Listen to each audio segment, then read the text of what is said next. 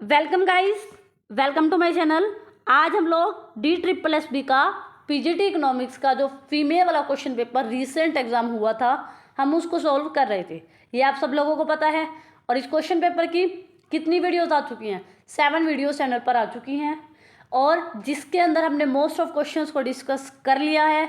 DSSB में आपको पता है 200 क्वेश्चंस आपके एग्ज़ाम में आते हैं। अब हमारे कुछ ही क्वेश्चंस पेंडिंग रह गए हैं।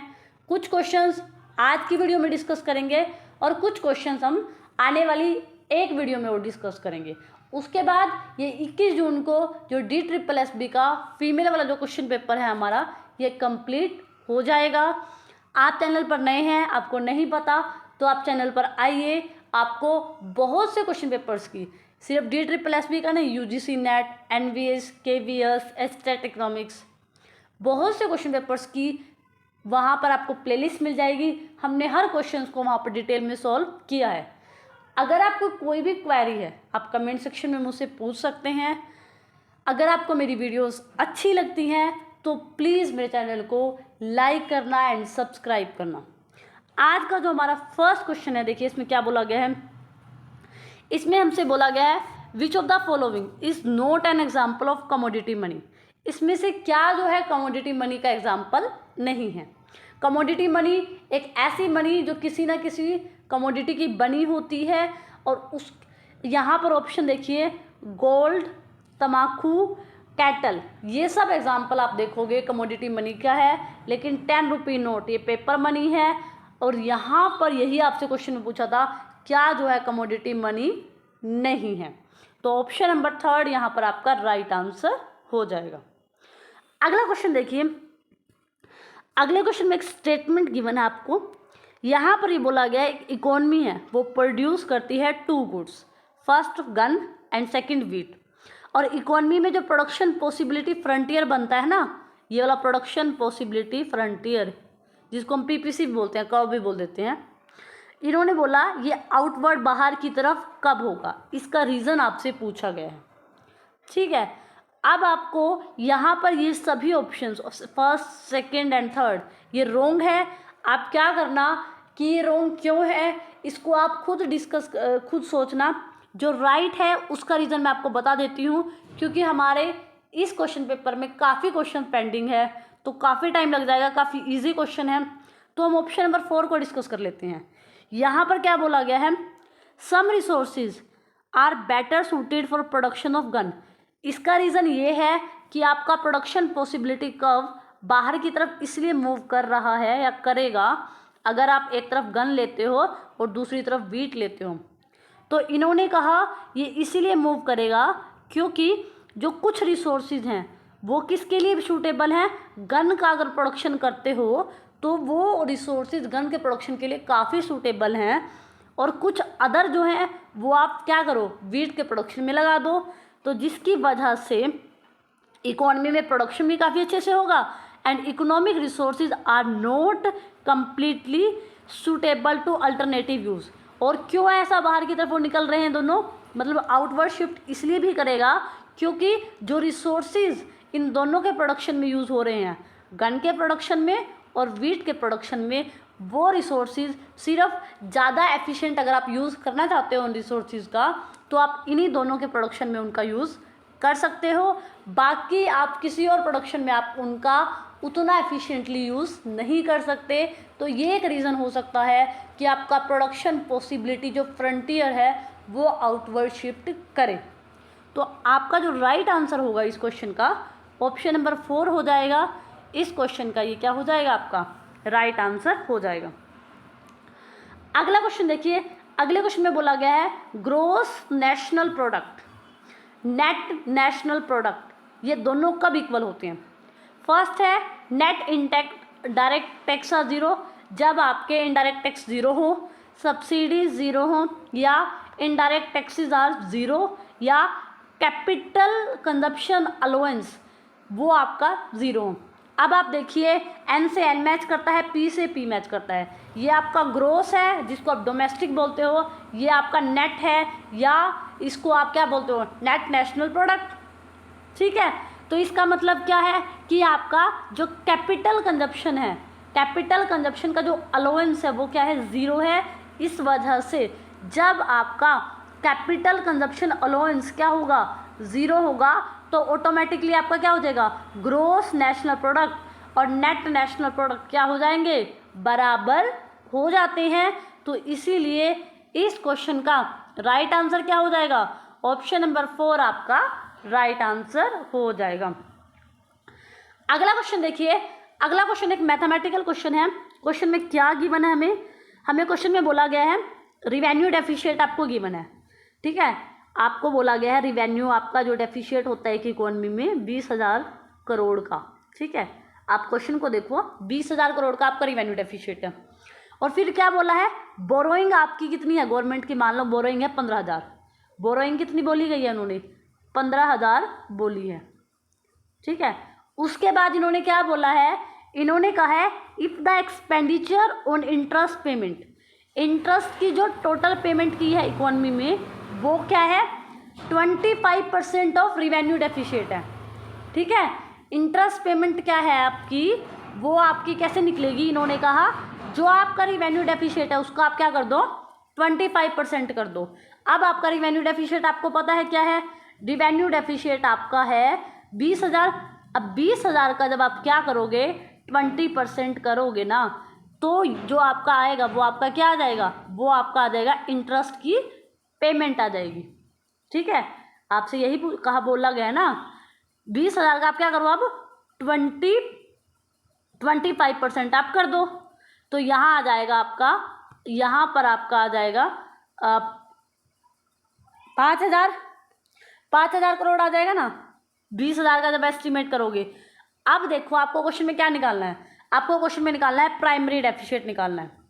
प्राइमरी डेफिशिएट का फॉर्मूला क्या होता है, प्राइमरी डेफिशिएट का आपका फॉर्मूला होता है physical deficit minus interest payment.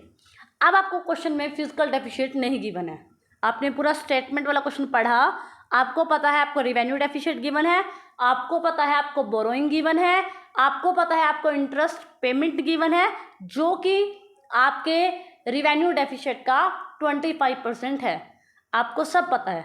लेकिन आपको पता है आपको फिजिकल डेफिशिएट गिवन नहीं है। लेकिन आपको एक कंडीशन पता है ना कि फिजिकल डेफिशिएट आपका किसके बराबर होता है, फिजिकल डेफिशिएट आपका हमेशा बोरोइंग्स के बराबर होता है।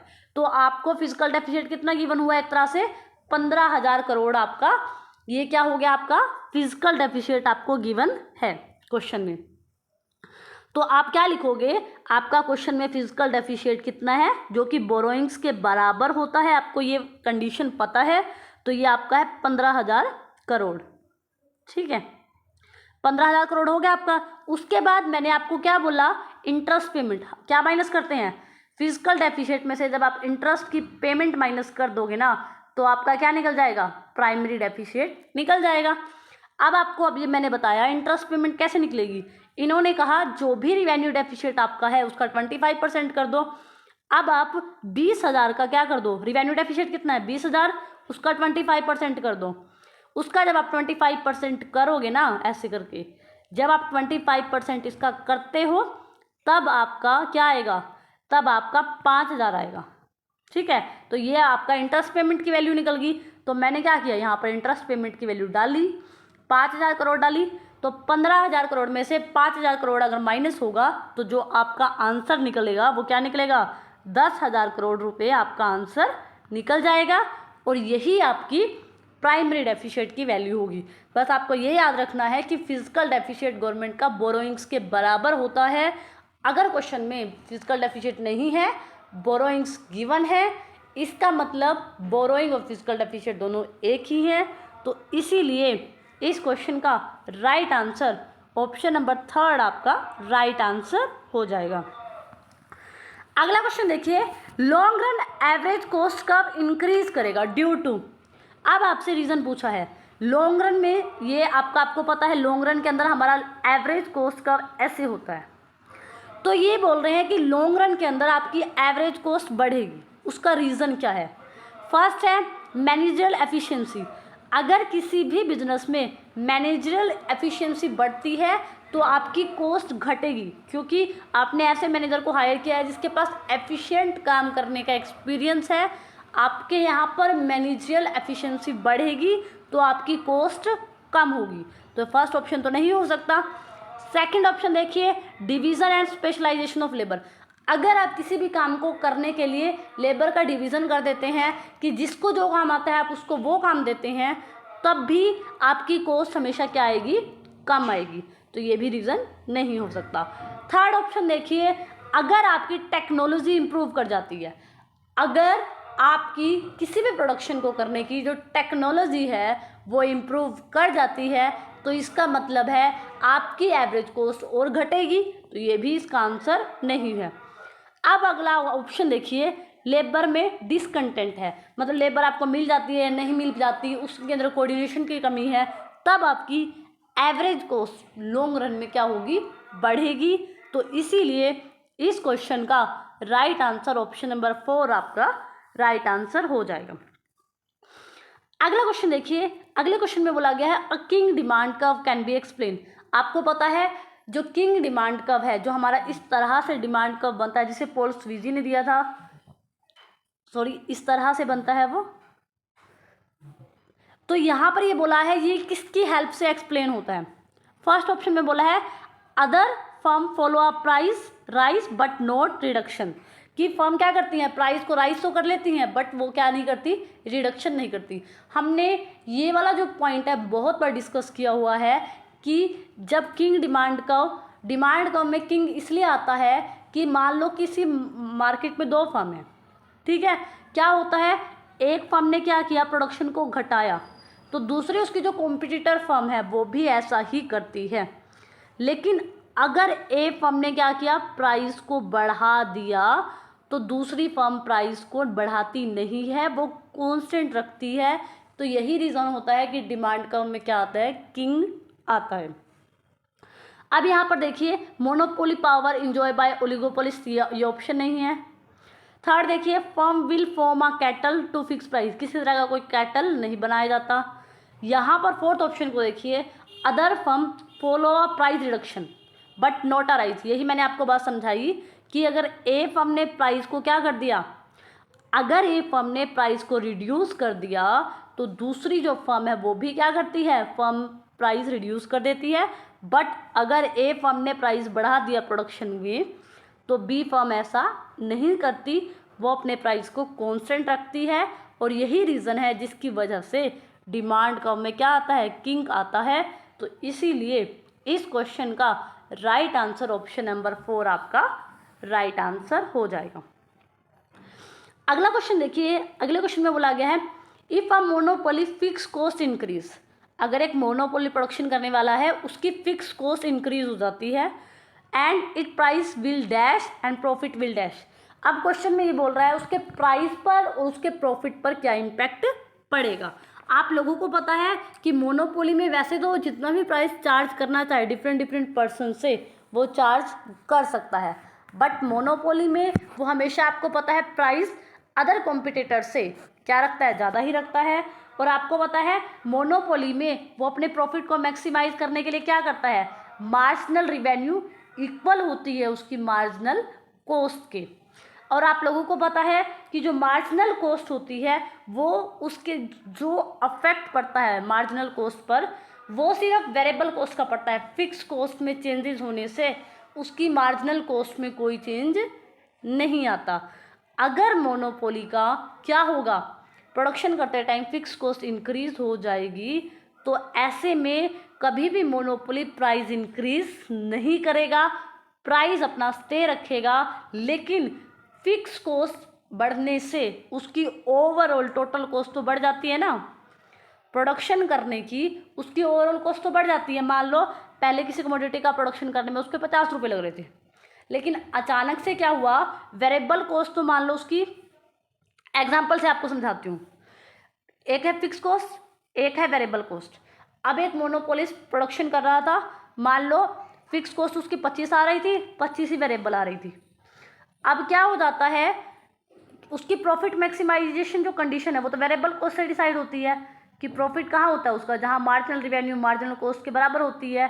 और आप लोगों को पता है मार्जिनल कॉस्ट में क्या होता है, वेरिएबल कॉस्ट होती है। अब क्या होता है, उसकी मोनोपोली की फिक्स कॉस्ट हो जाती है इंक्रीज। पहले 25 थी, अब वो हो जाती है 50, लेकिन उसकी वेरिएबल कॉस्ट उतनी रहती है 25। बट क्या हो रहा है यहाँ पर, जो मोनोपोली पर्सन है उसकी ओवरऑल कॉस्ट तो बढ़ रही है, ओवरऑल तो उसे प्रोडक्ट बनाने में कितने लगेंगे, 75 लगेंगे। तो ऐसी सिचुएशन में उसका प्राइस तो इंक्रीज नहीं होता, बट उसके जो प्रॉफिट हैं वो क्या हो जाते हैं, डिक्रीज हो जाते हैं। तो इसीलिए इस क्वेश्चन का राइट आंसर ऑप्शन नंबर 3 आपका राइट आंसर हो जाएगा। अगला देखिए, marginal condition for Pareto optimal allocation resources required. यहाँ पर मैं आपको ऑप्शंस नहीं पढ़ूंगी, सिंपल आपसे क्वेश्चन पूछा है, पैरेटो ऑप्टिमैलिटी की जो कंडीशन होती हैं उसको आपसे पूछा गया है। आपको पता है पैरेटो ऑप्टिमैलिटी कब आपको मिलती है, मार्जिनल रेट ऑफ सब्स्टिट्यूशन दो गुड्स के बीच में एंड कंज्यूमर ए इक्वल हो marginal rate of substitution X and Y, दो गुड बी कंज्यूमर की। अगर ये दोनों इक्वल हैं तो आपकी जो पैरेटो ऑप्टिमैलिटी की जो कंडीशन है, जो पैरेटो ने बताई है, वो कंप्लीट हो जाती है। तो यहाँ पर आपको ऑप्शन भी दिख रहा है, ऑप्शन नंबर 4 में ये बात बोली गई है। तो ऑप्शन नंबर 4 इस क्वेश्चन का राइट आंसर हो जाएगा। अगला क्वेश्चन देखिए, अगले क्वेश्चन में बोला गया है one necessary condition for price discrimination, कि अगर प्राइस का डिस्क्रिमिनेशन करना है कि एक पर्सन से आप अलग प्राइस ले रहे हो, एक पर्सन से बी से आप कुछ और लेना चाहते हो, तो कब ये हो सकता है। तो इसके लिए आपको क्या कंडीशन होना ज़रूरी है, सिंगल होमोजीनियस मार्केट हो उस प्रोडक्ट की, कि जो भी मोनोपोली पर्सन, आपको पता है प्राइस डिस्क्रिमिनेशन कौन कर सकता है, मोनोपोली वाला पर्सन ही कर सकता है। तो उसके लिए क्या होना चाहिए, सिंगल होमोजीनियस मार्केट होनी चाहिए, सबके टेस्ट एक जैसे हों and difference in price elasticity of demand, जो प्राइस की जो इलास्टिसिटी है डिमांड की उनकी डिफरेंट हो। आप लोगों को पता है मोनोपोली में जब प्राइस एंड आउटपुट का डिटर्मिनेशन करते हैं वहाँ पर एक कॉन्सेप्ट आता है इलास्टिसिटी का। हमने वहाँ पे एक चीज़ डिस्कस की होती है कि अगर दो मार्केट है, मान लो market A and market B, product जो मोनोपोली बेच रहा है, मान लो मोनोपोली वाला बंदा बेचता है जूते, ठीक है। अब वो जूते बेचता है, ए मार्केट में अलग इलास्टिसिटी ऑफ डिमांड है, बी मार्केट में उसकी डिमांड की इलास्टिसिटी अलग है। तो हमने वहाँ पर ये चीज़ डिस्कस की हुई है कि अलग अलग मार्केट में इलास्टिसिटी अलग अलग होने की वजह से वो क्या करता है, अलग अलग प्राइस चार्ज करता है। जहाँ पर उसके जूते की डिमांड मोर इलास्टिक होती है वो उस मार्केट में कम प्राइस चार्ज करेगा, ठीक है। जहाँ पर उसके प्रोडक्ट की डिमांड लेस इलास्टिक होती है, मान लो बी मार्केट में, वहाँ पर अपने प्रोडक्ट की जो प्राइस है वो ज़्यादा चार्ज करता है। तो आपको क्या समझ आया, पहली जो कंडीशन है वो क्या है कि डिफरेंस होता है प्राइस इलास्टिसिटी ऑफ डिमांड में। तो इसी वजह से क्या हो सकता है, प्राइस डिस्क्रिमिनेशन जो है हो सकता है। ऑप्शन नंबर 3 आपका राइट आंसर हो जाएगा। अगला क्वेश्चन देखिए, अगले क्वेश्चन में क्या बोला गया है, perfect competition is a market condition with, perfect competition के कैरेक्टरिस्टिक्स पूछी गई है, with large number of seller, ज़्यादा से ज़्यादा बेचने वाले, सिंगल बायर नहीं, सिंगल बायर तो नहीं होता, एक अकेला खरीदने वाला तो नहीं होता, रिस्ट्रिक्टेड होती है entry exit of a player, कि कोई भी मार्केट में आ नहीं सकता और जा नहीं सकता, ऐसा भी नहीं होता, आसानी से कोई भी आ सकता है कोई भी जा सकता है, कोई एक अकेला बेचने वाला नहीं होता। तो आपको क्या समझ आया, परफेक्ट कंपटीशन में लार्ज नंबर ऑफ क्या होते हैं, सेलर होते हैं। तो ऑप्शन नंबर 1 आपका इस क्वेश्चन का राइट आंसर हो जाएगा। अगला क्वेश्चन देखिए, अगले क्वेश्चन में क्या बोला गया है, अगला क्वेश्चन आपका एक स्टेटमेंट वाला क्वेश्चन है। अगले क्वेश्चन में बोला गया है which of the following is correct with regarding to PM Gati Shakti mission. आप लोगों को पता है पीएम गति शक्ति मिशन के बारे में, तो यहाँ पर ये बोला गया है कि पीएम गति शक्ति का जो मिशन है उसके बारे में क्या स्टेटमेंट जो है बिल्कुल करेक्ट है। फर्स्ट ऑप्शन है it mainly targeted to cut logistic cost, कि इसकी पहली जो करैक्टरिस्टिक्स है किसकी, पीएम गति शक्ति मिशन की, वो यही है कि ये क्या करना चाहता है, कम से कम लॉजिस्टिक कॉस्ट, एक सामान को दूसरी जगह, एक स्थान से दूसरे स्थान पर पहुंचाने की जो कॉस्ट आती है उसको कम करना पीएम गति शक्ति का मेन मोटिव है। आप लोगों को पता है पीएम गति शक्ति एक गवर्नमेंट का मिशन है जिसके अंदर 7 इंजन है, सबको एक दूसरे से कनेक्ट करना, जैसे रोड हो गया, रेलवे हो गया, एयरपोर्ट्स हो गए, पोर्ट्स होंगे, लॉजिस्टिक्स होंगे, मतलब इंफ्रास्ट्रक्चर को एक दूसरे से कनेक्ट कर दिया जाए जिससे कि आप आसानी से क्या कर सके, रोड रेलवे ट्रांसपोर्ट का कनेक्टिविटी बिठा सके और आसानी से लॉजिस्टिक की जो कॉस्ट आ रही है वो कम हो सके। पीएम गतिशक्ति का मेन मिशन यही था। और इसके कितने इंजन होते हैं, इसके जो है 7 इंजन होते हैं। तो यहाँ पर फर्स्ट राइट है कि इसका जो मेन टारगेट था वो कट करना था लॉजिस्टिक कॉस्ट को। सेकंड है it can spur trade competitiveness, promote export, generate employment. इसका दूसरा जो मोटिव था वो ये था कि ट्रेड को बढ़ावा देना है, एक्सपोर्ट्स बढ़ाने हैं, एम्प्लॉयमेंट लोगों को देना है। ये भी बात बिल्कुल सही है यहाँ पर। थर्ड देखिए it based on 6 pillar strategy, ये भी बात सही है। इसके 6 पिलर थे। पिलर कौन कौन से थे कि हमें कॉम्प्रिहेंसिवनेस लानी है, रिसोर्सेज का ऑप्टिमाइजेशन करना है, एनालिटिकली हमें हर चीज़ देखनी है, डायनामिक्स होना चाहिए, ठीक है, सिंक्रोनाइजेशन करना है हमें, ठीक है, ये सब चीज़ें करनी है। तो इसके जो हम कहेंगे पिलर 6 थे, इंजन 7 थे, ठीक है। और जिसका एम क्या था कि ज़्यादा से ज़्यादा स्पीडली जो गवर्नमेंट के जितने भी प्रोजेक्ट्स हैं ऑल डिपार्टमेंट्स के एक दूसरे से कनेक्ट हो और सबको एक प्लेटफॉर्म मिले। ये इसका पीएम गतिशक्ति का ये भी एक ऑब्जेक्टिव था। तो आपने देखा पीएम गतिशक्ति का जो मिशन था गवर्नमेंट ऑफ इंडिया का, इसमें तीनों ही स्टेटमेंट करेक्ट हैं। तो ऑप्शन नंबर 3 यहाँ पर आपका राइट आंसर हो जाएगा। अगला क्वेश्चन देखिए केंजियन थ्योरी ऑफ एम्प्लॉयमेंट। केंज जो थ्योरी ऑफ एम्प्लॉयमेंट उन्होंने दी वो किस पर बेस है, किस कॉन्सेप्ट पर बेस है? आप सब लोगों को पता है उन्होंने इफेक्टिव डिमांड का कॉन्सेप्ट दिया था। उन्होंने कहा था कि इकोनॉमी में हमें किस चीज़ की ज़रूरत है, सबसे ज़्यादा ज़रूरत जो है इफेक्टिव डिमांड को इंक्रीज़ करने की है। तो यहाँ पर हम ये कहेंगे कि केंज की जो थ्योरी ऑफ एम्प्लॉयमेंट है इफेक्टिव डिमांड, जिसको हम प्रभावी मांग बोलते हैं। तो इसीलिए इस क्वेश्चन का राइट आंसर ऑप्शन नंबर 1 आपका राइट आंसर हो जाएगा। अगला क्वेश्चन देखिए, अगले क्वेश्चन में है गेन इन यूटिलिटी, ठीक है, लाभ होता है यूटिलिटी में due to increase in consumption. आप किसी भी कंजप्शन, किसी एक गुड का कंजप्शन इंक्रीज कर देते हो तो आपकी यूटिलिटी बढ़ती है। यही क्वेश्चन में बोला है ना, गेन इन यूटिलिटी, आपकी यूटिलिटी बढ़ती है। क्यों बढ़ती है? क्योंकि आपने इंक्रीज कर दिया कंजप्शन ऑफ अ गुड, किसी एक गुड के कंजप्शन को इंक्रीज कर दिया। Is equal to which of the following. अब आपको बोला है कि इनमें से कौन सा उसके इक्वल है।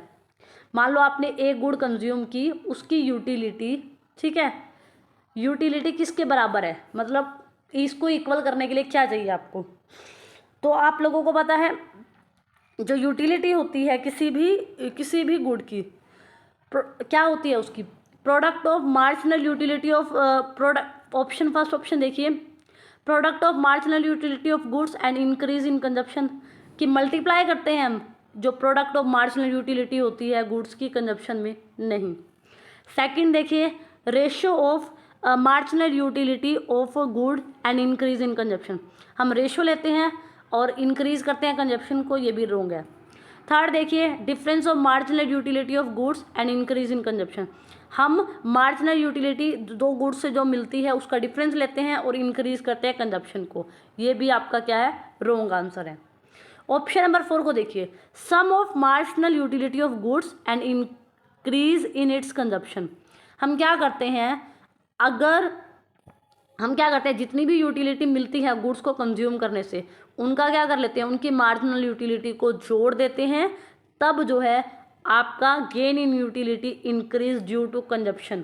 जो स्टेटमेंट बोला ना, कि स्टेटमेंट में यही तो बोला, आपने कंजप्शन इंक्रीज किया मान लो एक गुड का, तब आपको यूटिलिटी बनी। अब ये वाली बात किस लाइन में आपको पूरी हो रही है, अब आपको 4th लाइन को पढ़िए कि मार्जिनल यूटिलिटी जो है sum of marginal utility of good and increase its consumption, ये वाली लाइन और इस लाइन का मतलब बिल्कुल सेम है, बिल्कुल करेक्ट है। तो इसीलिए इस क्वेश्चन का राइट आंसर भी आपका ऑप्शन नंबर 4 हो जाएगा। अगला क्वेश्चन देखिए, अगले क्वेश्चन में बोला है इनमें से क्या जो है कैपिटल रिसिप्ट है गवर्नमेंट ऑफ इंडिया की। कैपिटल रिसिप्ट की गवर्नमेंट को कैपिटली पूंजीगत आय क्या मिली, इंटरेस्ट ऑन लोन, अगर आपको इंटरेस्ट मिलता है लोन पे, ये आपकी क्या होती है, करंट अकाउंट में आती है, कैपिटल अकाउंट में नहीं आती है। इन जितने भी टैक्सेस होते हैं आपके, जितने भी टैक्सेस होते हैं वो सब आपके कहाँ जाते हैं, वो सब आपके किस में जाते हैं, करंट अकाउंट में जाते हैं। लेकिन आपने कोई असेट्स बेची है, मान लो कोई संपत्ति बेच दी, तो वो आपकी कैपिटल थी, कोई असेट्स थी आपकी, आपने बेच दी है तो आपको पैसा मिलेगा। तो सेल ऑफ असेट्स गवर्नमेंट के कैपिटल रिसिप्ट हैं, तो इसीलिए इस क्वेश्चन का राइट आंसर क्या हो जाएगा, ऑप्शन नंबर 3 आपका राइट आंसर हो जाएगा। अगला क्वेश्चन देखिए, when the short run equilibrium below exist करता है फुल एम्प्लॉयमेंट लेवल के। यहाँ पर क्वेश्चन में क्या बोला है कि मान लो केन्ज का कॉन्सेप्ट उठा रखा है इन्होंने। केन्ज ने क्या बोला है, फुल एम्प्लॉयमेंट से पहले भी हमारा संतुलन हो जाता है, ये तो होता है फुल एम्प्लॉयमेंट की कंडीशन। अब केन्ज ने क्या बोला, शॉर्ट रन में उससे पहले ही हमारा क्या होता है, इक्विलिब्रियम आ जाता है। ठीक है, तो केन्ज के अकॉर्डिंग हम यहाँ पर संतुलन में होते हैं, और जिसको हम शॉर्ट रन इक्विलिब्रियम बोलते हैं वो ये है। ठीक है, अब यहाँ पर इन्होंने बोला जब शॉर्ट रन इक्विलिब्रियम एग्जिस्ट करता है below the full employment level. Full employment level देखो ये रहा, इसके नीचे कहाँ एग्जिस्ट करता है, शॉर्ट रन इक्विलिब्रियम एग्जिस्ट करता है ना। तो इनमें से कौन सी स्टेटमेंट करेक्ट होगी।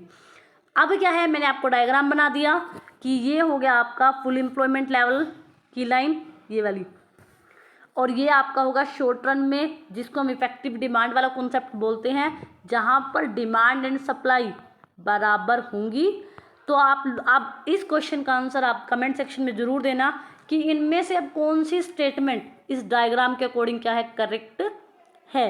ये क्वेश्चंस मैं आपके लिए छोड़ रही हूँ, आप एक बार डायग्राम को दोबारा देखना। ये क्या है, केन्ज के according aggregate supply curve in long run, but इन्होंने कहा कि शॉर्ट रन में क्या है, पहले ही हमारा क्या आ गया है, शॉर्ट रन में पहले ही हमारा संतुलन आ गया है, हम संतुलन में यहाँ पर है। अब इनमें से कौन सी बात बिल्कुल करेक्ट है, तो आप लोगों को कमेंट सेक्शन में इसका आंसर देना है। अगला क्वेश्चन देखिए, अगला क्वेश्चन है if average product of labour is positive. ठीक है, अगर एवरेज प्रोडक्ट की एक लेबर है, वो काम कर रही है, उसका एवरेज प्रोडक्ट जो है वो क्या आ रहा है, हमारा पॉजिटिव आ रहा है, बट डिक्लाइन मार्जिनल प्रोडक्ट, लेकिन उसका जो मार्जिनल प्रोडक्ट है ना वो डिक्लाइन हो रहा है, तो फिर क्या हो सकता है। तो यहाँ पर बोला मार्जिनल प्रोडक्ट ऑफ लेबर। अब मार्जिनल प्रोडक्ट ऑफ लेबर क्या हो सकता है, आप लोगों को पता है एवरेज प्रोडक्ट कभी भी नेगेटिव नहीं होता, एवरेज प्रोडक्ट आपका हमेशा क्या रहता है, पॉजिटिव रहता है। तो ये वाली बात तो सही है, बट मार्जिनल प्रोडक्ट आपका जीरो भी हो सकता है, आपका डिक्लाइनिंग बट पॉजिटिव भी हो सकता है, नेगेटिव भी हो सकता है। तो इसीलिए जब आपका एवरेज प्रोडक्ट नेगेटिव हो नहीं सकता, तो आपको क्या चीज़ समझ आई कि हमारा एवरेज प्रोडक्ट जो है वो तो हमेशा रहेगा पॉजिटिव, बट हमारा marginal product of labour zero भी हो सकता है, डिक्लाइनिंग भी हो सकता है, बट पॉजिटिव भी हो सकता है, नेगेटिव भी हो सकता है।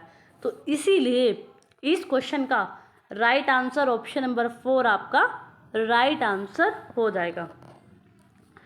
अगला क्वेश्चन देखिए, अगला क्वेश्चन है एग्रीगेट डिमांड का जो डिमांड कर्व है उसका जो स्लोप है डाउनवर्ड होता है, डाउनवर्ड होता है। इनमें बहुत से रीजंस हैं, बट किसी एक रीज़न की वजह से डाउनवर्ड स्लोप वो उसका नहीं होगा। फर्स्ट है wealth effect, utility effect, exchange rate effect, interest rate effect. Aggregate demand curve का जो स्लोप है ना वो डाउनवर्ड होता है, आप लोगों को पता है। वेल्थ इफेक्ट की वजह से भी होता है कि वेल्थ पर्सन के पास लिमिटेड होती है। Exchange rate effect, interest rate effect, interest rate का जो रिलेशन होता है वो नेगेटिव ही होता है। ठीक है, तो इन सब की वजह से जो आपका एग्रीगेट डिमांड कर्व है उसका स्लोप आपका हमेशा नेगेटिव रहता है, लेकिन जो यूटिलिटी इफेक्ट होता है उसकी वजह से आपका डिमांड कर्व का स्लोप कभी भी कैसा नहीं होता, नेगेटिव नहीं होता। यही आपसे क्वेश्चन में पूछा था, तो इसीलिए ऑप्शन नंबर 2 आपका क्या हो जाएगा, राइट आंसर हो जाएगा। अगला क्वेश्चन देखिए, what happen to the elasticity of demand for a commodity if the time involve in a long run. कि इलास्टिसिटी ऑफ डिमांड क्या होगी किसी प्रोडक्ट की, अगर बात हो रही है लॉन्ग रन की। आप लोगों को पता है लॉन्ग रन में जितने भी फैक्टर्स में आप चेंज करना चाहो कर सकते हैं। तो यहाँ पर क्वेश्चन में यही है कि लॉन्ग रन का टाइम पीरियड है तो इलास्टिसिटी पर भी क्या प्रभाव पड़ेगा। तो आप हमेशा याद रखना, अगर लॉन्ग रन की बात हो रही है तो किसी भी प्रोडक्ट की डिमांड हो या सप्लाई हो, उसकी इलास्टिसिटी क्या होती है, उसकी इलास्टिसिटी क्या करेगी, इंक्रीज करती है। इलास्टिसिटी मोर देन 1 होती है क्योंकि आसानी से उसकी डिमांड के अकॉर्डिंग सप्लाई, सप्लाई के अकॉर्डिंग डिमांड हो सकती है। तो इसीलिए अगर टाइम लॉन्ग रन है तो इलास्टिसिटी ऑफ डिमांड इंक्रीज करेगा। तो ऑप्शन नंबर 4 यहाँ पर आपका राइट आंसर हो जाएगा। अगला क्वेश्चन देखिए, अगले क्वेश्चन में क्या बोला गया है, which of the following is not a feature of public policy. इनमें से क्या जो है पब्लिक के लिए जो पॉलिसी बनाई जाती है उसकी फीचर नहीं है। फर्स्ट ऑप्शन ही देखिए आप, स्टैटिक, पॉजिटिव है, नेगेटिव है, गोल ओरिएंटेड है, जर्नल है। आप लोगों को पता है जितनी भी पॉलिसीज होती हैं क्या कई बार उनके जनरल पर्पसेस होते हैं, कई बार उनका कोई एक पर्टिकुलर गोल होता है, जैसे पॉवर्टी हटानी है, ये एक पर्टिकुलर गोल है आपका। कई बार वो पॉजिटिव भी हो सकती है और नेगेटिव भी हो सकती है, ठीक है। एंड कभी भी पब्लिक की जो पॉलिसीज होती हैं वो क्या नहीं होती, स्टैटिक नहीं होती। स्टैटिक है कि जिनके अंदर आप चेंजेस नहीं कर रहे, जैसी बनाई है वैसे आप उसको रख रहे हैं, ठीक है।